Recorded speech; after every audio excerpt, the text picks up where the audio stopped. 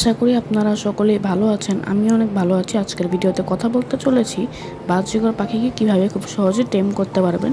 টেম করা নিয়ে আমার চ্যানেলে এটাই হচ্ছে আমার প্রথম ভিডিও, তাই ভিডিওটা হতে চলেছে খুবই ইন্টারেস্টিং এবং হ্যান্ড ফিডিং ছাড়া টেমের জন্য উপযোগী একটি পাখি আপনাকে প্রথমত নির্বাচন করতে হবে।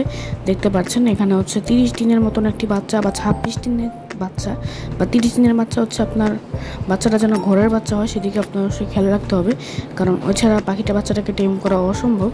কারণ হচ্ছে যে হ্যান্ড ফিডিং ছাড়া, কারণ আপনি যদি বাজার থেকে একটি পাখি কিনে নিয়ে আসেন হ্যান্ড ফিডিংয়ের জন্য, তাহলে দেখবেন পাখিটা কিন্তু হচ্ছে এরকম মানে না খাওয়া। তো আপনারা যে কাজটা করতে হবে, হ্যাঁ, তো বাজার থেকে কোনো পাখি কেনা যাবে না, ঘরের পাখি যেগুলো আছে এগুলো দিয়েই টেম করতে হবে। ঘরের যে বাচ্চা পাখিগুলো হবে ওগুলো দিয়ে আপনারা হচ্ছে টেম করবেন। তো একটা 26-30 দিনের বাচ্চা নেবেন, সেটাকে হচ্ছে প্রতিদিন আপনি আপনার নিজের কাছে 1 ঘন্টা টাইম দেবেন। বাচ্চাটা প্রথম দিকে দেখবেন চিলাচিলি করবে, কান্নাকাটি করবে, হ্যাঁ, আপনাকে খামচি দিবে, কামড় দিবে, ব্যথা দিবে আপনাকে, কিন্তু হচ্ছে কিছু করার নেই, ওটা সহ্য করতে হবে।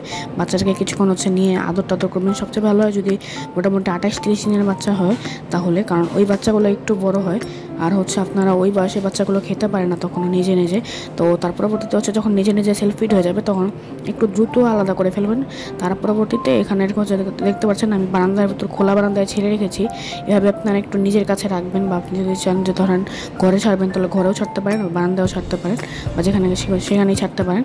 তো বাচ্চাগুলো উঠতে পারে না, তো এই জন্য এটা একটা সুবিধা আছে। এই বাচ্চাটা ভিডিওটা যখন আপলোড হবে তখন হয়তো বা বাচ্চাটা সুপার টেমও হয়ে যাবে। তো দেখতে পাচ্ছেন আজকের ভিডিও এখানে শেষ করছি।